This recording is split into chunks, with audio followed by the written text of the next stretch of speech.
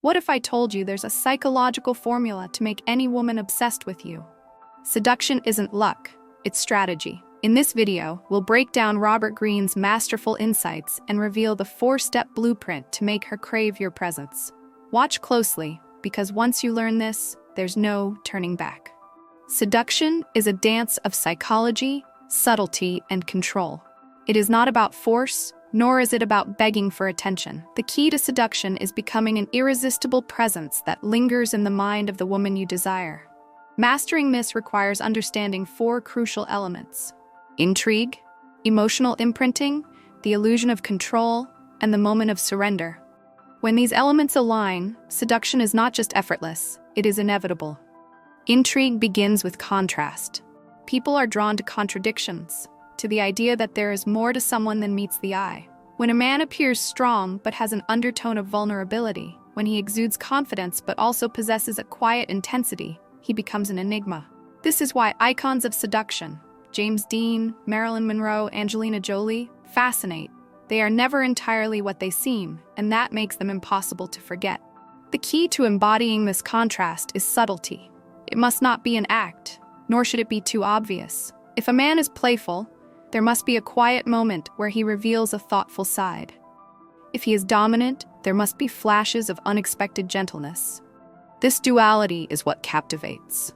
Once intrigue is established, the next essential element is emotional imprinting. The greatest mistake men make is thinking that attraction alone is enough. A woman may feel an initial spark, but without an emotional imprint, that spark fades. To create an imprint, one must bypass the logical mind and enter the realm of deep emotional triggers. The most effective way to do this is through deep conversations that touch on childhood experiences, fears, dreams, and past heartbreaks. Most people go through life without ever truly feeling understood. When a woman meets a man who listens in a way that makes her feel seen, who remembers the small details, who notices the hesitation in her voice, she begins to associate him with something rare. He becomes the one who understands her, the one who sees beyond the surface. And that is addictive. Understanding emotional imprinting requires knowing what a woman truly desires. It is rarely what she says she wants. It is what she has always longed for but never received. A woman who speaks of her independence may secretly crave a man who can take control in a way that feels safe. A woman who projects confidence may long for someone who makes her feel delicate. The key is not to ask directly but to listen, to the way she speaks about past lovers, to the moments where her voice softens, to the stories she tells about her childhood. Every woman has unfinished emotional business. The seducer's role is to subtly position himself as the one who fulfills that unspoken need. Once emotional imprinting begins, the next phase is the illusion of control. No one enjoys feeling manipulated, and yet, true seduction involves leading someone exactly where you want them to go without them ever realizing it. The first step is to make her feel that she is the one pursuing. This is done through controlled unpredictability. A mistake many men make is overwhelming a woman with constant attention. This only creates pressure and diminishes value. Instead, seduction should feel like an unfolding mystery. After an engaging conversation, disappear for a time. When she expects a certain response, give her something unexpected. If she assumes you will chase, step back just enough to make her question her own assumptions. Playing with distance is essential. When a woman feels she has completely won a man, the intrigue dissolves. But when there is always a slight air of unpredictability, when she wonders why he hasn't texted first, when she finds herself checking her phone hoping for his message, she is the one who is emotionally investing. This is the art of controlled presence. The man who masters it does not cling, nor does he ignore.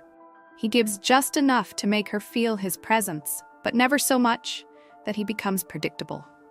Beyond this, the illusion of control also involves making her feel as though she is making every choice on her own. The most skilled seducers never command directly. Instead, they create environments where a woman naturally chooses the path he has set for her. Rather than asking her out in an obvious way, he makes her feel as though she is suggesting it. Rather than pursuing, he creates situations where she is the one initiating contact. This works because people resist external pressure. but embrace the choices they believe they have made independently. When a woman feels that she is moving toward a man by her own will, the attraction is stronger than if she felt led there by force. As the illusion of control deepens, the final phase of seduction begins, the moment of surrender. This is when a woman moves from attraction to complete emotional entanglement. There are clear signs when this moment is approaching. Her voice softens, her gaze lingers, her movements subconsciously mirror his. She finds excuses to stay near him, to touch him in small ways, to prolong moments of interaction. At this stage, the greatest mistake is hesitation. Many men reach this point and second-guess, fearing rejection. This hesitation breaks the spell. The moment of surrender requires boldness, but not aggression. It is not about pushing. It is about recognizing when the emotional barriers have already fallen. A whisper in the right moment, a touch that lingers just slightly longer than usual, an unwavering gaze that signals certainty. These are the actions that solidify the fall. It is not about asking, nor is it about explaining. It is about allowing the moment to happen, without doubt, without hesitation. What separates a successful seduction from a fleeting attraction is what happens after the moment of surrender. Most men assume the game is over once they have won the woman's affection. This is a fatal error. The goal is not just conquest, it is lasting imprinting. The strongest seductions leave a mark that remains even in absence. To achieve this, one must create experiences that are unique and emotionally charged, a shared secret, a moment of vulnerability. An experience that she cannot easily replicate with another. These elements make it impossible for her to detach fully. She may try, but something will always pull her back. Emotional contrast must remain present even beyond the initial seduction. If a man who was once unpredictable becomes entirely predictable, if he shifts from mystery to routine, the emotional charge begins to fade.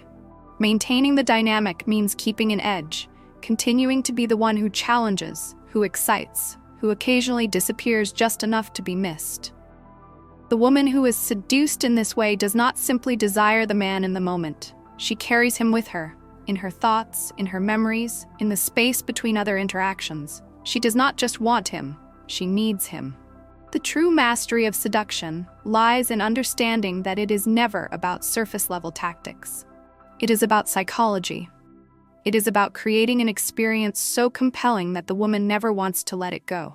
The principles do not change. They have existed for centuries, used by the greatest lovers and conquerors throughout history. When applied with precision, they work with an almost scientific certainty. Most men fail at seduction, not because they lack attractiveness, but because they lack patience. They want immediate results. But true seduction is a process, a gradual unfolding. It is not about winning a single moment. It is about creating a connection that lingers far beyond physical presence. The men who understand this never chase. They do not need to. Women are drawn to them as if by an unseen force. And that is the ultimate power.